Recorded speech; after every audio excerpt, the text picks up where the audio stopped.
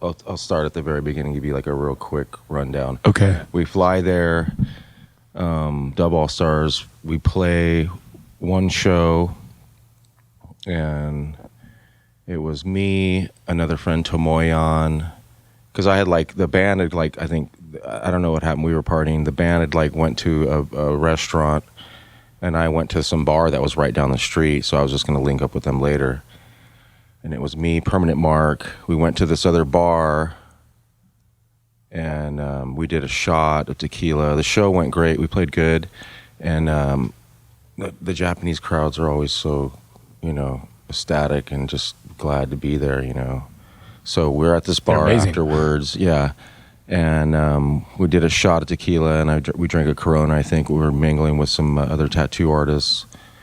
And we walk outside, and within like 10 steps, like there's like a cop right there looking at me, like smiling, like super smiling, and I don't know if I can't remember if I was smiling or whatever. It was just a very weird moment, but from that point on, it felt like time stopped. And they were like, "Oh, could we search you?" And I was like, "Yeah." Like, I've never been searched there before. Never been like. How many times have you been to Japan? Like that time would make my 8th time since like 2000. So I've never been like searched. Like, I know it's extensive. Like when you go in there, like they're like anti-weed and all that stuff. Mm-hmm. And I played it safe, for that long, So yeah. I think this time I kind of like, I had some on me, and then when they said search, I was just thinking, oh yeah, here's my passport. And then they were like, no, we need to search your bag. So I think from what I heard, my friend who's Japanese was saying that there might have been a undercover inside the bar we were partying at. So maybe someone tipped him off or something, because it was too weird. Right when I walked outside, the cop, 10 steps, and the cop was like, oh, hey, what's going on? Holy fuck.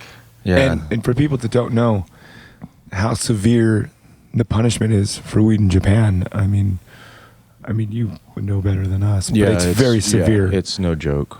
So I had like about an 1/8 in my backpack. Yeah. And it was stashed. It was like in a potato chip container and everything. And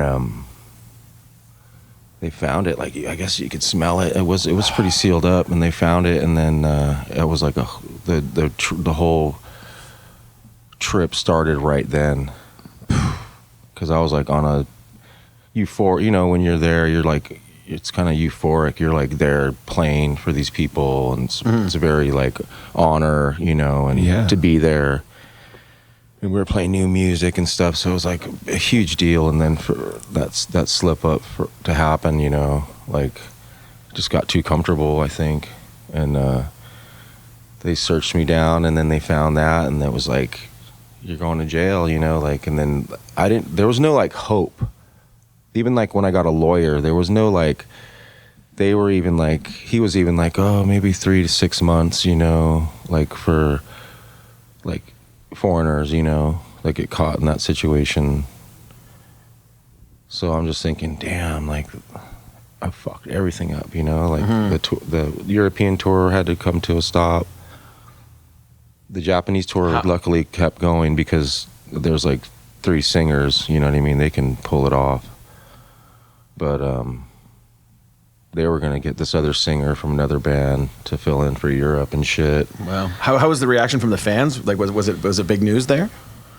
A lot of the Japanese know, like, they just think their laws are really, they hate them, you know what I mean? It's just like, if you get busted more than once with weed, you're looking at some serious time. If you get busted once with weed there, I think if you live there, it's like, like a year to 5 years. I've heard something, like, I've heard more commonly 3, but I was there a long time ago, and for some reason I have it in my head that's 7. I should have done some research into it. But. Yeah, I think it's 1 to 5 years. It depends on the amount and, the situation, I believe. I denied it the whole time. I said it wasn't mine, and someone mistook my backpack. And I was at the show for 11 hours. My backpack was there at the show for 11 hours. So I was just like, and then luckily my friend PM had video of the whole night. So in the video, you can see a bunch of people going backstage, right? And my backpack sitting right there in the video. So it was kind of like, No way. then the prosecutor was like, "Oh, I don't know if I'm going to prosecute this case." So then I kind of got a glimmer of hope, you know what I mean? Like, oh, he doesn't know. Like, I was like, oh shit. So they give you 10 days and then they give you another 10 days when they're investigating the case or whatever. And they're very it's very serious. When you're getting interrogated and stuff, they ask you the same questions over and over. So tell us take us from the time, like you got caught with it, and then what happens? You cuff on you, you get thrown in the back of the car? Yeah, they throw you in a car, and then you go straight to I went straight to Shibuya local station. So it's just like a normal jail, like a local city jail. So it's just like holding cells with. Were you in there by yourself, or? No, there was like four. There was 3 other dudes in there. Like the cell holds like 4 dudes. So you're just in there and they're like, no English. You speak Japanese now. Your number's now, you're now a number. What was my number? Ninja Hashiban 28. And I'm vegetarian, so I know like once you get into some kind of, function like that, like the food's gonna be fucking shitty. So it was even worse that I told them I was vegetarian. Oh, no. Yeah, I mean, it was just pumpkin and spinach and rice. That's it.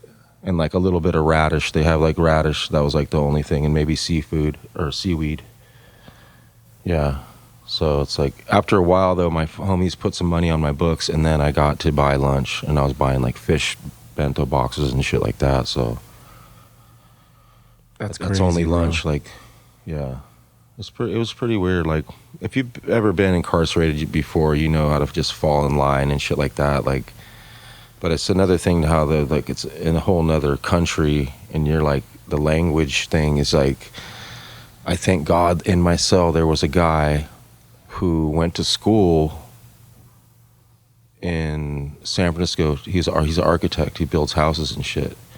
And he was an artist also, but he spoke very fluent English. So I was like, me and him were chopping it up, and the guards busted us a couple times, and they were like, "Don't speak about Japanese culture. Don't ask him about Japanese culture or anything like that." Whoa. Trippy. Yeah, so they're just like, they hate us, the guards. I think some of the guards, we called them the Gestapo. There was just one unit. They were pretty gnarly. And they just yelled. That's all they did all day, fucking yell. Insane.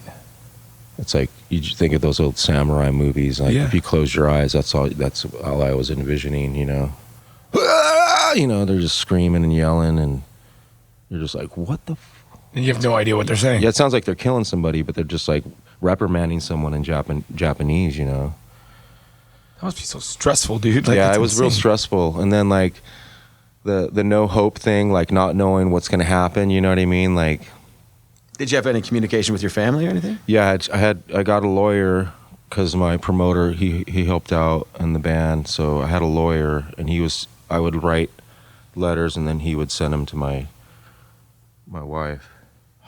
Wow. Yeah, so there's no communication. They try to put you in this like deprivation tank kind of thing, like where you just don't know what's happening. And you had no idea how long you would be in there. Yeah. Because we all thought you were going to be in there for years or something. When I talked to Ken, I was like, when they first said it was You like, know what I mean? they first said it was like something like 10 grams though. oh, really? And I was just thinking, I was like trying to figure it out, like talking to the guy that was in my cell, and he was asking me about the situation and stuff like that. And he kept trying to tell me like to just admit it, that it was mine. What? And I was just like going, I don't see way. see that happening. Like, No way. yeah, I'm riding this till the end, like I just was like, I don't know whose that is. And they but in the end, when they were interrogating me and they had pictures of it and everything, it was like they were like telling me to acknowledge that it was cannabis in the bag and stuff like that, and I was like, yeah, it looks like it. Yeah. I don't know whose that is or whatever, but That's insane. yeah, it was pretty creepy. And then like after a while, you start to like, Like there's no like exercise room or nothing. They give you like a little time to go outside, but it's just like this little tiny cement thing, you know, and you just have to exercise inside in the cell and just kind of stay positive. Try to just keep your head out of like the it's like the silent kind of like all you hear is screaming and then a lot of silence. People are just reading books, you know.